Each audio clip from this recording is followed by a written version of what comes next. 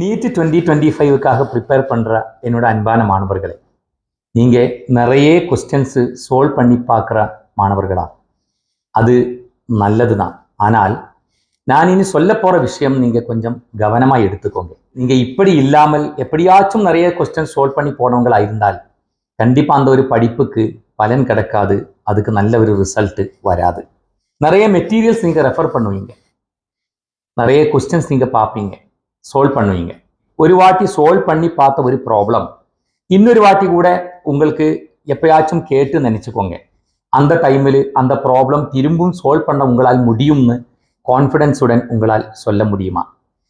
அது இல்லாமல் நம்ம ஒரு சாப்டர்னு நிறைய ப்ராப்ளம்ஸ் சால்வ் பண்ணி போயதினால் பிரயோஜனம் இல்லை. படிக்கிறது நல்ல சூப்பராக படிச்சுன்னு கன்ஃபார்ம் பண்ணணும். அது உள்ளே வந்திருக்குன்னு நம்ம கன்ஃபார்ம் பண்ணணும். ஒரு வாட்டி நம்ம ரெஃபர் பண்ணுற ஒரு கொஸ்டின், அந்த கொஸ்டின் எந்த ஒரு டைமில் வந்தாலும் அதே மாதிரி இன்னொரு கொஸ்டின் வந்தாலும் என்னாலே சூப்பரா அது எழுத முடியும் ஒரு கான்ஃபிடன்ஸ், ஒரு நம்பிக்கை உங்களுக்கு இல்லாமல் அந்த கொஸ்டின் சொல்யூஷன் ஒரு நல்ல ப்ராக்டிஸ் கிடையாது. நீங்க பிசிக்ஸ்ல மோஷன் இன் ஒன் டைமென்ஷன் அந்த ஒரு சாப்டர் நீங்க படிச்சுட்டு இருக்கு, அது ஏதோ ஒரு எக்ஸாமுக்காக படிச்சுட்டு இருக்கு.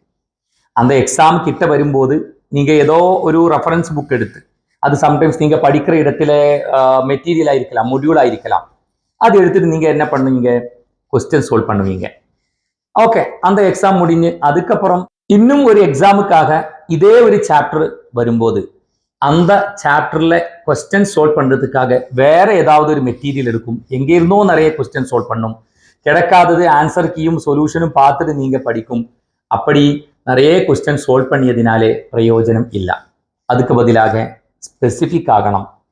ஒரு சாப்டர் நீங்க படிச்சு முடிக்கும் போது அது எப்ப படிச்சாலும் எத்தனை டைம் படிச்சாலும் அந்த சாப்டரில் இருந்து நீ படிச்சது எத்தனை கேள்விகள் அது உங்களாலே கரெக்டா சொல்ல முடியணும்.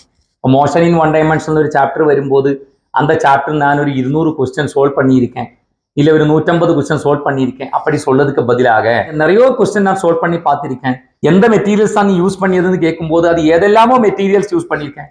அப்படி நம்ம வேகாயி படிக்கும்போது நமது சப்கான்ஷியஸ் மைண்டுக்கு அது ஒரு நெகட்டிவ் ஃபீலிங் தான் கொடுக்கும்.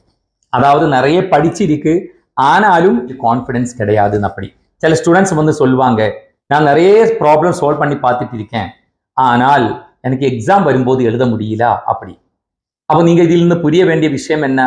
நீங்க ஃபோக்கஸ் பண்ணி தான் படிக்க வேண்டியது. கரெக்டா இருக்கணும் உங்களோட கால்குலேஷன்ஸ்.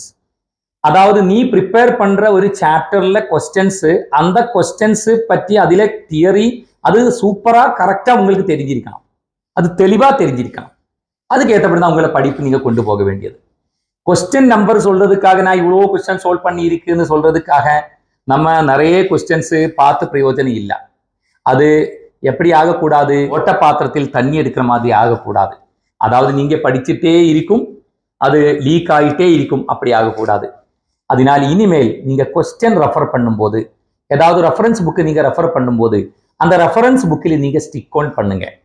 அந்த புக்கு வச்சு எல்லா ப்ராப்ளமும் எல்லா ஏரியாவும் நான் கவர் பண்ணும்னு முடிவெடுத்துக்கோங்க. ஒரு பர்டிகுலர் சாப்டர் அட்லீஸ்ட். ஒரே சாப்டருக்காக நீங்க விதவிதமான மெட்டீரியல்ஸ் யூஸ் பண்ணாதீங்க.